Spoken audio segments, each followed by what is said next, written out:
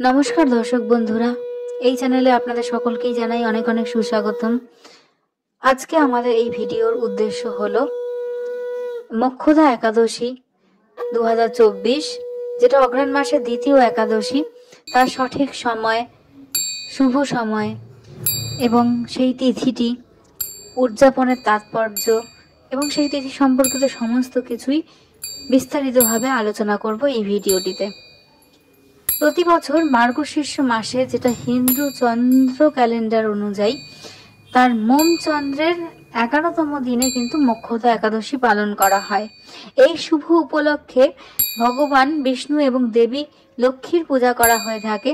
একাদশী উদযাপন পালন করা হয়। সনাতন ধর্মগ্রন্থ অনুযায়ী বলা হয় যে এই দিনে বিশ্বের রক্ষক এবং হিন্দু দেবতা ভগবান শ্রীকৃষ্ণ তার একনিষ্ঠ শিষ্য অর্জুনকে ভাগবত গীতার শিক্ষা প্রদান করেছিলেন। তাই মোক্ষদা একাদশী কিন্তু গীতা জয়ন্তী হিসাবেও পালন করা হয় অনেক জায়গাতেই। এবং এই একাদশীর যে সঠিক সময় রয়েছে সেটা সম্পর্কে আমরা জেনে নেব এই ভিডিওতেই। এই যে গীতা জয়ন্তীর যে উৎসব এখানে পালন করা হয়, যেহেতু গীতা জয়ন্তীর দিনেই ভগবান শ্রীকৃষ্ণ অর্জুন গীতা প্রচার করেছিলেন, মোক্ষদা একাদশী উপবাস পালন করলে তাকে সাধক মোক্ষ লাভ হয় বলে জানা যায়। চলুন দেখে নেওয়া যাক ডিসেম্বর মাসের ঠিক কোন দিনটিতে এই একাদশী পালন করা হবে এবং তার শুভ মুহূর্তটাই বা কি।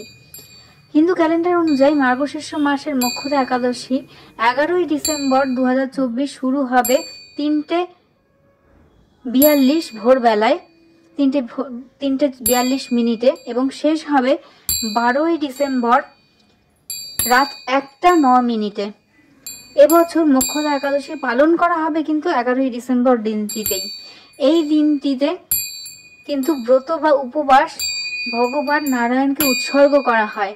এটাই বিশ্বাস করা হয় যে মোক্ষদা একাদশীতে একটি উপবাস পালন করা এবং পরিষ্কার হৃদয় এবং ভক্তি সহকারে আচার পালন করা যদি হয়, যেমন একটি পবিত্র নদীতে পবিত্র ডুব দেওয়া সুখ সমৃদ্ধি এবং পূর্বপুরুষের মুক্তি এনে দেয়, তাদের মুখ্যের দিকে নিয়ে যায়।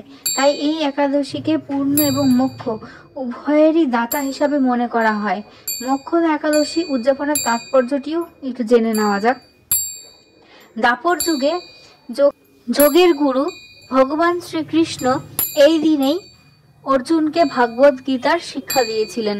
এত বড় শাস্ত্রের আবির্ভাবের কারণে এই দিনটিকে গীতা জয়ন্তী হিসাবে পালন করা হয়। গীতার জ্ঞান আমাদের দুঃখ, ক্রোধ, লোভ এবং অজ্ঞানতা আর গর্তের ঊর্ধ্বে উঠতে অনুপ্রাণিত করে। যারা তাদের জীবনে সত্য, করুণা, প্রেম এবং সৎকর্ম গ্রহণ করে তারাই কিন্তু মোক্ষ লাভ করতে পারে।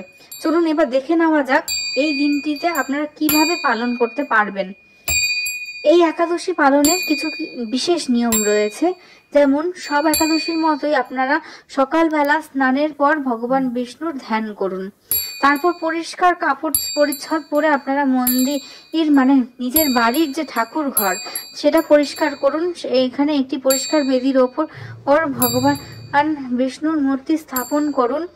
এই দিন ভগবান বিষ্ণুকে হলুদ ফুল, হলুদ বস্ত্র এবং চন্দন অর্পণ করুন। এই দিনটিতে ভগবান বিষ্ণুর সামনে ঘিয়ের প্রদীপ জ্বালান।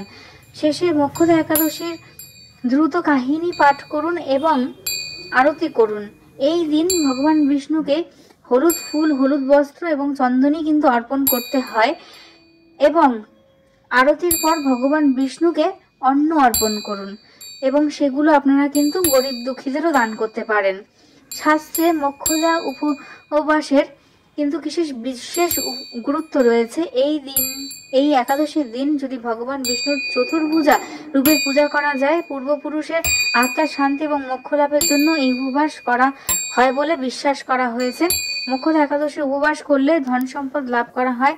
এর সাথে বিয়ে এবং সন্তানের এই ক্রিয়াকর্ম কিন্তু খুবই ভালো হয় বলে বিশ্বাস করা হয়ে থাকে। তবে এই ব্রতর কথা যেমন উদয় তিথি অনুযায়ী 11ই ডিসেম্বর আপনারা মোক্ষদা একাদশী পালন করবেন, ঠিক তেমন ভাবেই এই ব্রতের পালনকাল কিন্তু 12ই ডিসেম্বর আপনারা পালন করতে পারেন। সারাদিনই 12ই ডিসেম্বর আপনারা সেটা পালন করতে পারেন।